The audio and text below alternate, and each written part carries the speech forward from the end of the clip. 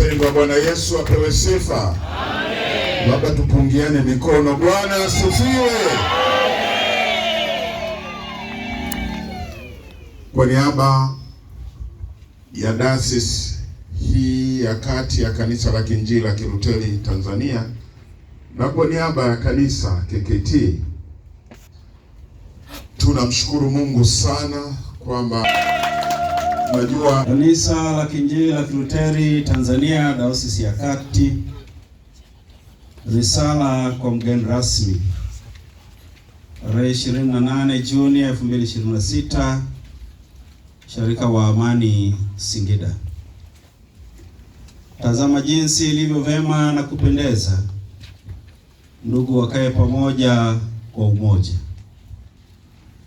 Mheshimiwa mgeni rasmi Dr. Mwigulu Lameck Nchemba, Mbunge, Waziri Mkuu Jamhuri ya Muungano wa Tanzania. Mheshimiwa mgeni maalum Baba Askofu Dr. Alex Gaius Malasusa, Mkuu wa Kanisa la Kiinjili la Kilutheri Tanzania. Mheshimiwa mgeni mwenyeji Halima Dendego, Mkuu wa Mkoa wa Singida. Waheshimiwa mawaziri wote na viongozi wote mliofika, maaskofu, wageni wote, waumini, kwa kuzingatia itifaki na utambulisho waliotoa Katibu Mkuu wa KKKT Dayosisi ya Kati.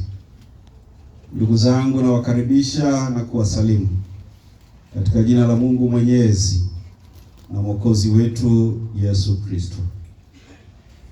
Mheshimiwa mgeni rasmi, tukiwa kwenye maandalizi ya ibada hii, mmoja wa wakuu wetu wa majimbo, Mchungaji Manase Nehemia wa jimbo la Ushora, aliitwa na Mungu siku ya Alhamisi tarehe 25 Juni 2026. Naomba kwa heshima tusimame kwa dakika chache na kufanya sala ya kimya. Mheshimiwa mgeni rasmi, risala hii imegawanyika katika sehemu mbili: A, shukurani na pongezi; B, sadaka na malengo ya utoaji wa leo. A, shukurani na pongezi. Mheshimiwa mgeni rasmi, awali ya yote naomba nimshukuru na kumtukuza Bwana Mungu Mwenyezi, yeye awezaye kufanya mambo makubwa kuliko tumwombaye.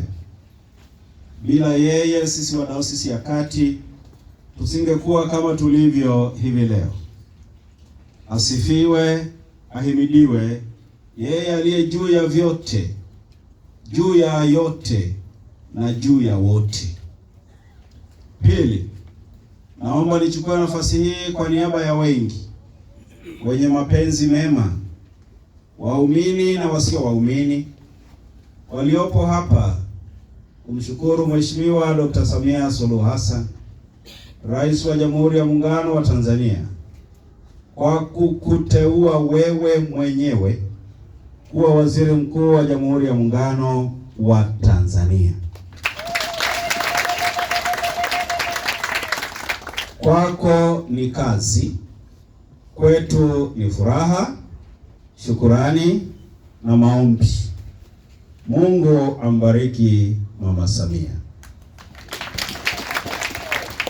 Kazi yetu kanisa ni moja tu, kama ambavyo huwa tunafanya kila Jumapili, kwa kufuata utaratibu wetu wa KKKT kwenye ukurasa wa 260 na 265 wa kitabu cha ibada Tumwabudu Mungu Wetu, nayo ni kazi ya kuombea.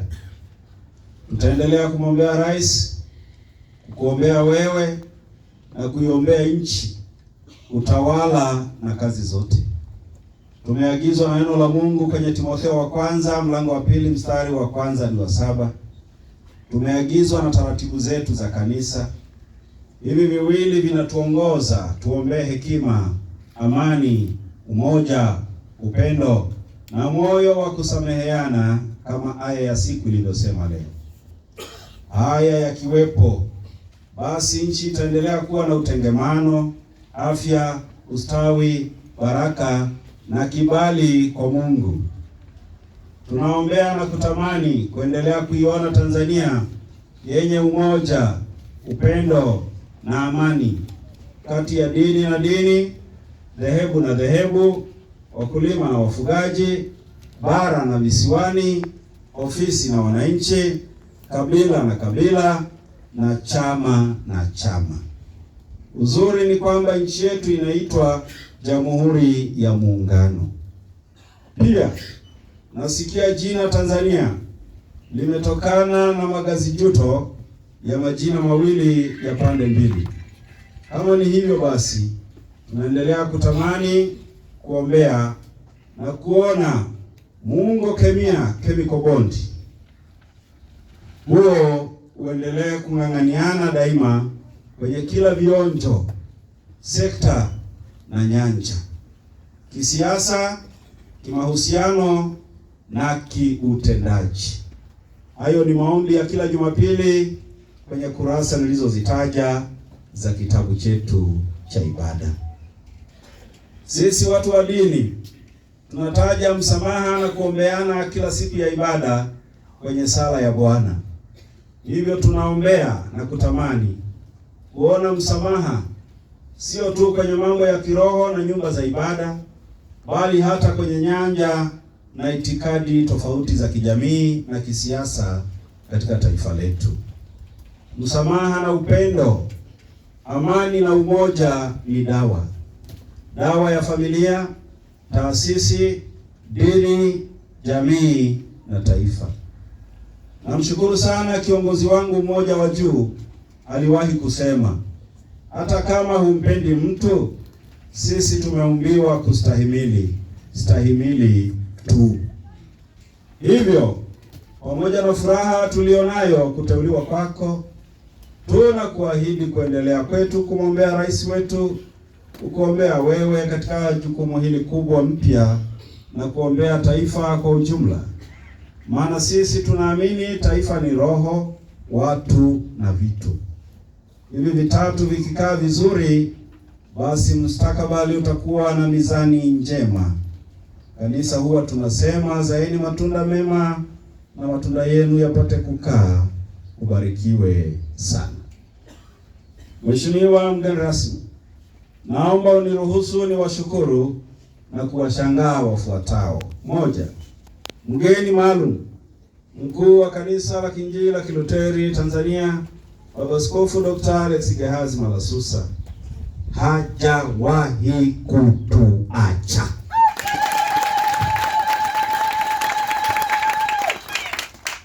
Mara ya kwanza tulimwalika akiwa askofu wa dayosisi tu, hakuwa mkuu wa kanisa, na dayosisi hii ikasema aalikwe hadi 2027.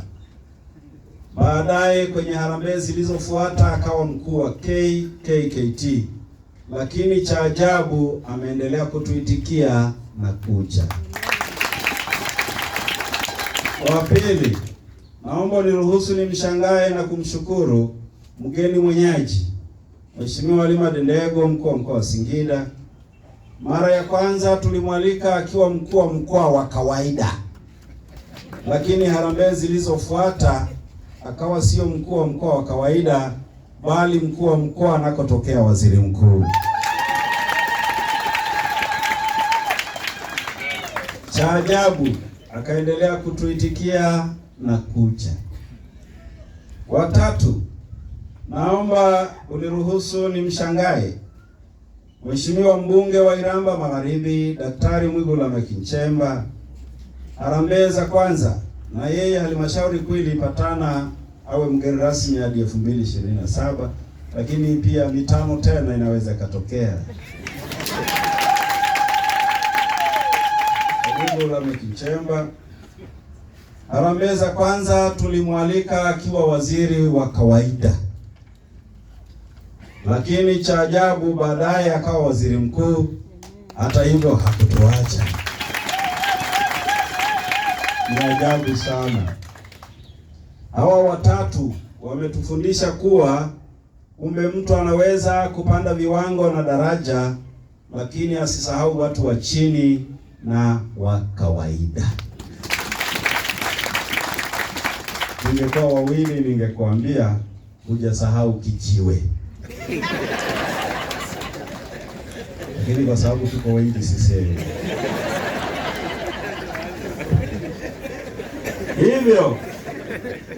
Hivyo mheshimiwa mgeni rasmi, ninapoona unawasikiliza watu na kuona kwenye TV kila siku changamoto zao mtaa kwa mtaa, naona huigizi bali ni moyo na tabia yako.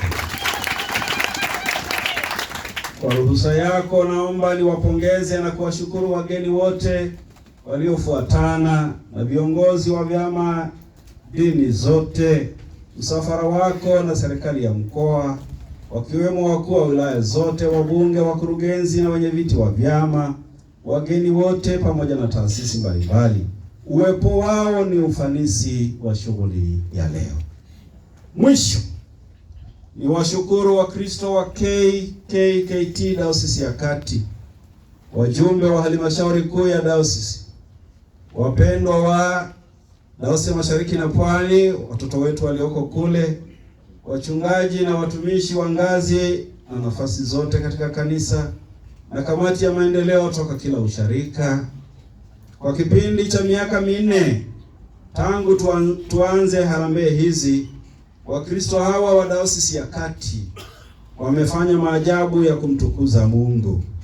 Kiuinjilisti na kiutumishi, Dayosisi ya Kati ndani ya miaka 4 toka 2022 hadi 2026 imefungua majimbo 8. Sharika mpya 27. Imeongeza Wakristo wapya 17,364. Imebariki ndani ya miaka 4 wachungaji wapya 65. Kuhusu miradi na maendeleo, KKKT Dayosisi ya Kati ndani ya miaka 4 imejenga na kusajili shule 2 za sekondari, shule moja ya msingi ya Kiingereza English medium, na ufunguzi wa duka la dawa pharmacy, kujenga na kukarabati majengo katika vituo mbalimbali ndani ya dayosisi, kununua vyombo vya usafiri kwa wingi, na ujenzi wa majengo mapya zaidi ya 108 katika majimbo yetu. Hapa nimetaja tu kwa ufupi ili kukupa picha. Hayo yote yamefanywa na Wakristo wa dayosisi hii kupitia sadaka zao na vyombo vyao vya kimaamuzi kama nilivyovitaja. Na washangaa na washukuru na watakia baraka tele washarika na watumishi wote wa KKKT Dayosisi ya Kati. Mbarikiwe Wakristo. Amen. Mbarikiwe wanakwaya. Amen. Mbarikiwe waimbaji wote. Amen. Mbarikiwe waombaji. Amen. Mbarikiwe wachungaji. Amen. Mbarikiwe wazee wa kanisa. Amen. Mbarikiwe nyote. Amen. B, kama nilivyosema kuna A na B. B, sadaka na malengo ya leo. Mheshimiwa mgeni rasmi, leo tunakusudia kukusanya shilingi bilioni 1 na milioni 400. Sadaka hii inategemewa kuendelea kumalizia miradi ya vituo vya kielimu na kiafya tulivyojipangia na kupatana vimalizike ifikapo Disemba 2027. Kiuinjilisti na kiutumishi, harambee ya leo itaendelea kuimarisha kazi ya Mungu katika maeneo yetu. Watafikaje wasipowezeshwa? Tunaamini kwa uwepo wa waziri mkuu, mkuu wa kanisa, mkuu wa mkoa, mawaziri wa bunge, kuwepo kwa balozi, kuwepo kwa shekhe mkuu wa mkoa wa Singida, viongozi mbalimbali na sisi sote tunaweza kufikia maono na malengo tarajiwa. Zaidi sana, Mungu wa mali zote akae juu yaani Bwana Mungu Mwenyezi, naye yupo hapa leo. Atusaidie, yeye ni Ebeneza. Hata hivyo, Mheshimiwa mgeni rasmi, tunamshukuru Mungu kwamba Wakristo hao unaoona hapa na wengine walio kwenye ibada kwingineko ndani ya dayosisi na wale wanaotutazama mbashara live kwenye Upendo TV tayari wameweka kwenye akaunti ya dayosisi zingine taslimu jumla ya fedha hiyo ipo tunapoongea hapa sasa bilioni 1.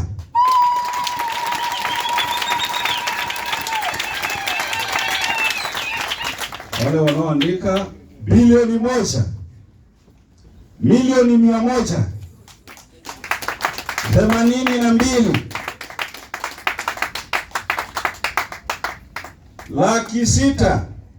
664 wapi nafuata sifuri na shilingi 74 na nukta 49.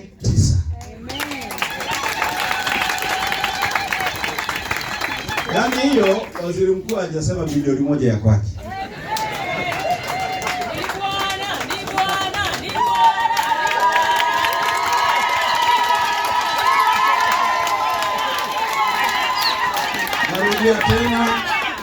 Narudia tena for the sake of record. Bilioni 1 milioni 182,664,074,100. Haya pointi 49. Atukuzwe Baba wa Bwana wetu Yesu Kristo, Mungu Mwenyezi, awezaye kufanya mambo makuu kuliko tuyaombayo. Naam, atukuzwe katika kanisa na katika nchi. Naungana na Daudi kusema, mimi ni nani na watu wangu ni nani na vitu vyetu ni nini, hata tumtolee Mungu kwa hiari hivi.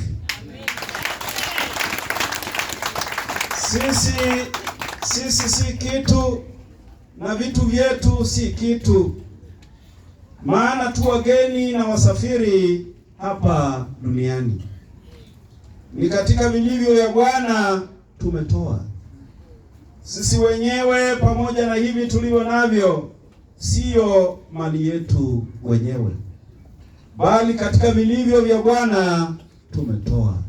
Nyakati wa kwanza 29 mstari wa kwanza hadi wa 25. Mheshimiwa mgeni rasmi na wageni wote, ninajua utayari na upendo wenu kwa Mungu na kwa jamii. Hivyo nina uhakika kiasi kilichobaki cha milioni 300 ninyi wageni wetu mtakimaliza. Mimi nashukuru sana waziri mkuu wetu. Jina lako ni zuri sana, linamalizia na mkuu. Sio sisi tunaitwa baba askofu sisi watamini. Mkuu. Milioni 300 imeisha.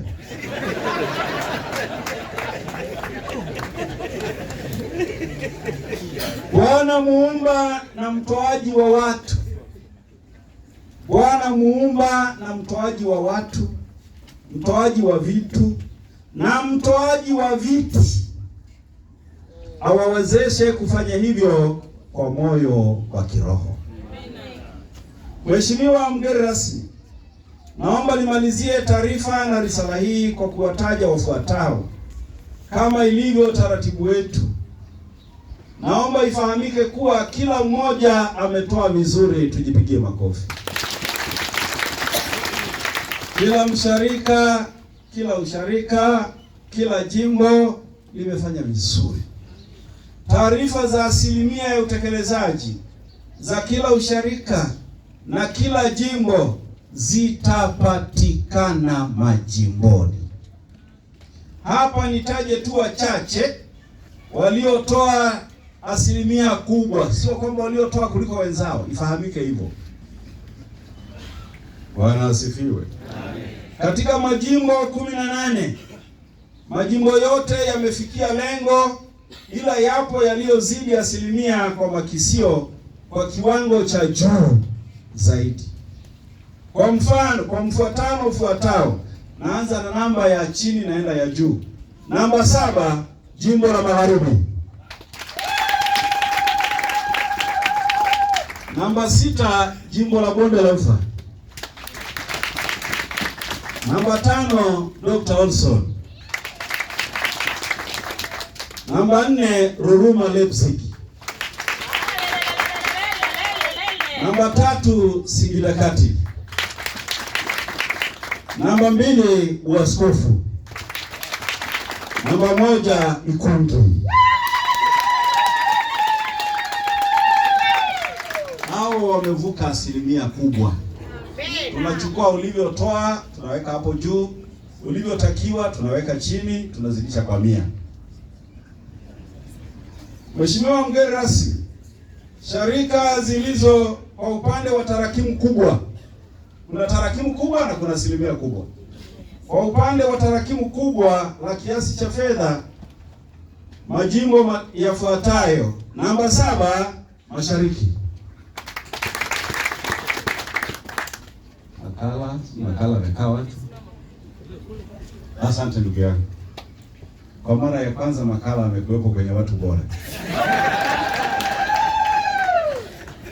Namba 6 ni jimbo la ndugu yetu aliyeitwa na Mungu, Ushora. Namba 5, uaskofu. Namba 4, Kati. Namba 3, Dr. Olson. Namba 2, Irambi. Namba 1, Singida Kati.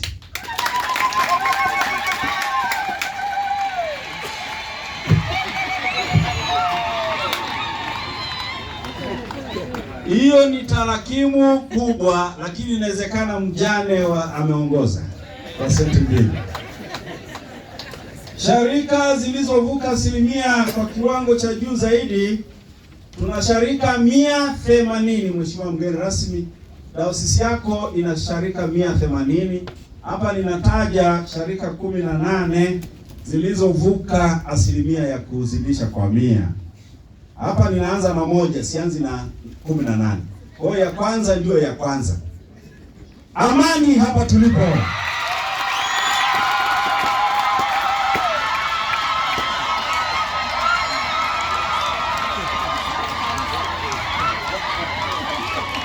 Huu ni usharika ulioongoza kwa asilimia. Asante. Namba 2, Kungi kwa asilimia. Namba 3, uaskofu.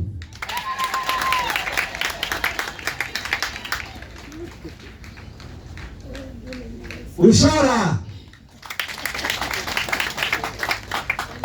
Igunga, Kijota katika sharika 18 kati ya 180. Kinampanda, Minjugu, Ruruma, Msimihi, Mkiwa pale jirani, Wanzelia, Mwanga, Karakana, Matongo, Choma cha Nkola, Nyasa Airport na usharika wa 18 Iguguno. Mheshimiwa mgeni rasmi, wapo washarika waliotoa kiwango kikubwa kwa tarakimu, sio utoaji.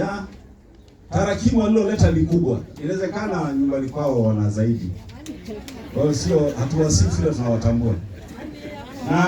Na jana kwenye halmashauri kuu, Mheshimiwa Waziri Mkuu, kijana wako rais wa Nyuki Kiemi kidogo ashike namba 7 lakini akazidiwa 300,000. Alijifurumua milioni 2 na 200,000, akawa ameshindwa. Mtu wa 7 akamzidi. Tukamwambia kwenye halmashauri kuu, tulikuwa na kikao saa usiku, tukamwambia jitahidi mwaka. Sijui amekaa wapi leo yule pale rais wa nyuki.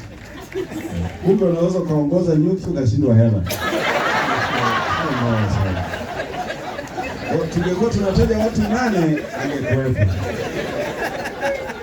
Sasa naenda chini juu.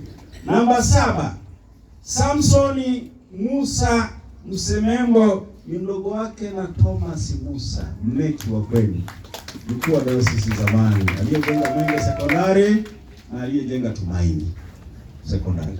Mdogo wake toka Netoki. Ni mzee ameshindwa kuja, ndio ameshika namba 7. Wa 6 ni Zefania Shila Kesela wa Emmanuel. Huyu hapa. Ameshika namba 6. Wa 5 ni Lilian Lugenge wa usharika huu wa Amani. Namba 4 ni David Jairo, unamfahamu kwa kina Mbeu wa Dar es Salaam. Namba 3, dayosisi hii na mambo ya ajabu sana. Ina msharika Alihaji. Dayosisi ichezewa. Yaani mtu akitaka kutuloga tutampiga albandri hapa. Tuna msharika Alihaji. Namba 3 ni Alihaji Suleiman Wai Mwenda Ukuramba. Unajua lazima ishi kwa akili na ishi kwa mbinu. Yaani kija vibaya alibadili. Kuna msharika Alihaji, pigeni makofi. Namba 2 ametoa 3.5 milioni. 3.5 ni Martha Mulata. Namba 1 ameendelea kutetea kombe tangu tuanze. Anaitwa Cyprian Yohana Hileti. Na hizi fedha tunatoa tunapouza nyasi, sio za ofisi. Mheshimiwa mgeni rasmi, kutoa ni tabia ya Mungu. Hata kanisa ni tokeo la utoaji. Utoaji wake kwa jinsi aliyomtoa Masihi. Unavyoliona hili kanisa hapa na dunia nzima ni kwa sababu Mungu alimtoa Masihi. Yohana 3:16. Heri kutoa kuliko kupokea.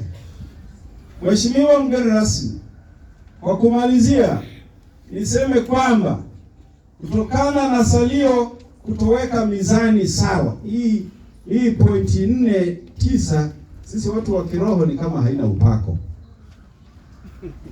Naomba tuimbe kidogo pamoja na Palanjo Brothers wimbo usemao mifupa mikavu. Na tunapoimba mwenye shilingi 100 tutaweka kikapu kule. Shilingi 100, 200, 500, 10,000. Tuweze kuleta. Na kikapu kingine kiwepo kule. Naomba wazee wa kanisa sasa. Na KT Dayosisi ya Kati leo Juni 28, 2026, Amani, Singida. Na washukuru kunisikiliza. Palanjo Brothers wako wapi?